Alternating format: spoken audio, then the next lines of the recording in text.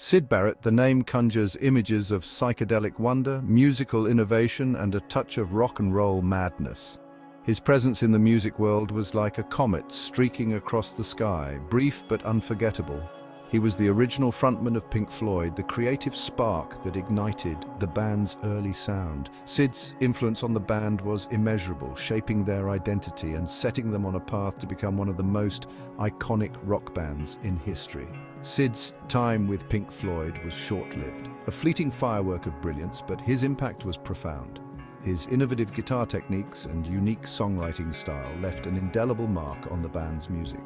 Syd's story is one of immense talent, troubled genius, and the blurred lines between creativity and mental instability. His mind was a labyrinth of ideas, constantly exploring new artistic territories, yet it was also a fragile place, susceptible to the pressures of fame and the effects of drug use. His eccentric personality and artistic vision were both captivating and perplexing. Syd was a true original, a maverick who defied conventions and pushed the boundaries of what music could be. He was a gifted songwriter, a captivating performer, and a visionary artist who, for a brief moment, seemed to hold the keys to another dimension. His songs were like windows into his soul, offering glimpses of his inner world. His music, a blend of psychedelic rock, whimsical lyrics, and sonic experimentation, captivated a generation hungry for something new, something different.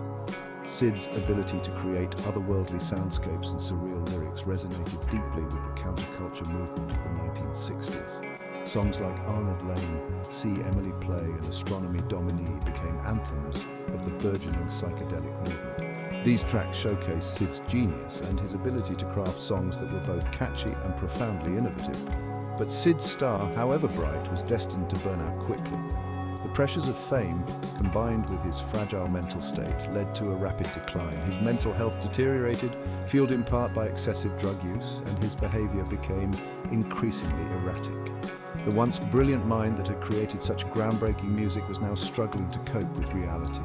This essay delves into the life and times of Syd Barrett, exploring the man behind the myth and the legacy he left behind. Despite his tragic end, Syd's influence on music and culture remains undeniable. His story is a poignant reminder of the thin line between genius and madness and the enduring power of artistic expression. Roger Keith Barrett, or Syd as he would come to be known, was born into a middle-class family in Cambridge, England in 1946. His early years were spent in a town known for its rich academic history and picturesque landscapes, a place that would subtly influence his creative journey. He was a bright and artistic child, drawn to music, painting, and writing from a young age. His creativity was evident in the way he approached everything from school projects to the games he played with his siblings. Syd's imagination knew no bounds, and he often found solace in his artistic pursuits.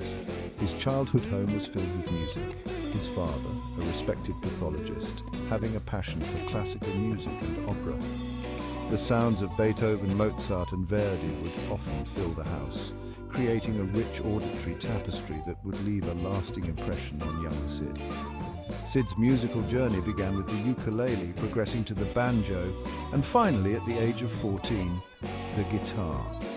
Each instrument he picked up seemed to unlock a new dimension of his musical talent, and he quickly became proficient, impressing friends and family with his skill.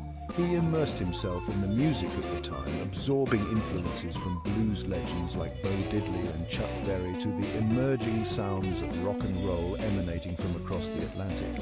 These genres spoke to him in a way that classical music never could, igniting a passion for rhythm and blues that would shape his future sound. At school, Syd excelled in art and displayed a natural talent for music. His teachers often remarked on his unique perspective and ability to think outside the box. He participated in school talent shows where his performances were always a highlight, showcasing his burgeoning talent to an appreciative audience. He formed his first band, Jeff Mott, and the Mottos, while still a teenager, playing a mix of covers and original songs.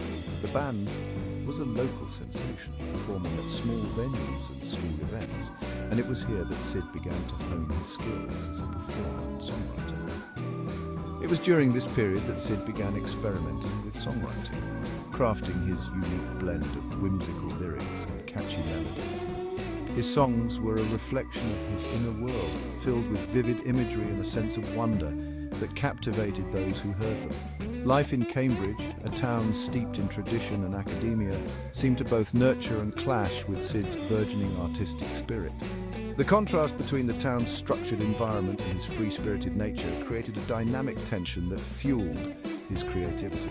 He was a free spirit in a structured world, a budding artist yearning to break free from convention. Syd's journey was just beginning, and the seeds of his future success were being sown in these formative years, setting the stage for his eventual rise as a musical icon.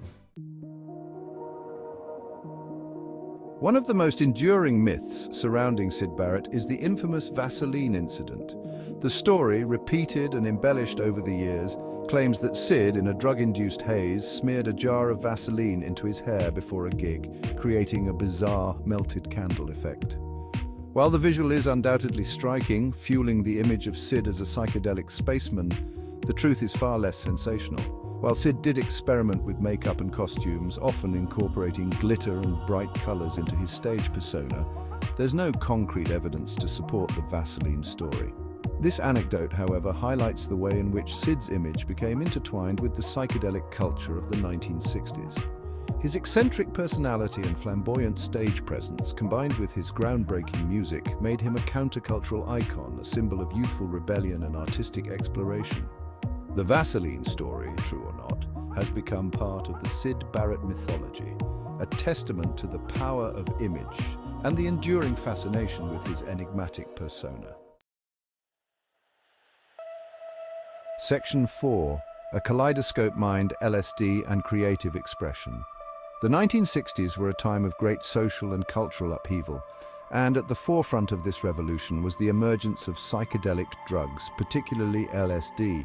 This era was marked by a profound shift in societal norms, with people seeking new ways to express themselves and break free from the constraints of conventional thinking. Syd, like many artists of his generation, was drawn to the mind-expanding properties of LSD, viewing it as a tool for creative exploration. The drug offered a gateway to uncharted territories of the mind, allowing artists to tap into a wellspring of inspiration that was previously inaccessible. There's no denying that LSD played a role in Syd's creative process. It opened up new dimensions of thought and perception, enabling him to see the world in a completely different light. This altered state of consciousness was a fertile ground for artistic innovation. It fueled his imagination, leading to the creation of some of Pink Floyd's most iconic and experimental music. The band's soundscapes became more intricate and layered, reflecting the complex inner journeys that LSD facilitated. Songs like Astronomy Domine and Interstellar Overdrive are infused with a sense of cosmic wonder and sonic adventurousness that reflected the psychedelic experience. These tracks are not just music. They are auditory voyages that transport listeners to otherworldly realms. However, it's important to avoid simplistic narratives that attribute Syd's genius solely to drug use. While LSD was a significant influence, it was not the sole source of his creativity. Syd was a gifted artist long before he ever tried LSD. His innate talent and unique perspective on life were evident in his early works, showcasing a depth of creativity that was entirely his own. His artistic vision, his way with words and melody, were evident from his earliest compositions. These qualities were the foundation upon which his later, more experimental works were built. LSD might have amplified his creativity, but it didn't create it. The drug served as a catalyst, enhancing and magnifying the talents that were already present within him. It acted as a catalyst, a magnifier of his existing talents. This amplification allowed Syd to push the boundaries of his art, exploring new sonic landscapes and lyrical themes that were previously unimaginable. Syd's genius was his own. The drugs merely provided a different lens through which to view the world. This altered perspective enriched his work, adding layers of complexity and depth that continue to captivate audiences to this day. His legacy is a testament to the power of the human mind and its ability to transcend ordinary experiences, creating art that resonates across generations. Section 5. The Unraveling Genius on the Precipice. As Pink Floyd's popularity soared, the pressures of fame and the relentless touring schedule took a toll on Syd's mental state. His drug use escalated, and his behavior became increasingly erratic and unpredictable. Stories of Syd's on-stage meltdowns became legendary. There were times when he would stand motionless on stage, guitar hanging limply by his side, staring blankly into the audience. Other times he would launch into improvised discordant jams that left his bandmates bewildered. The once charismatic frontman was withdrawing into himself, his grip on reality slipping. His lyrics, once filled with whimsical charm, grew darker, reflecting his inner turmoil. The music, too, became more fractured, less cohesive, mirroring his fragmented mental state.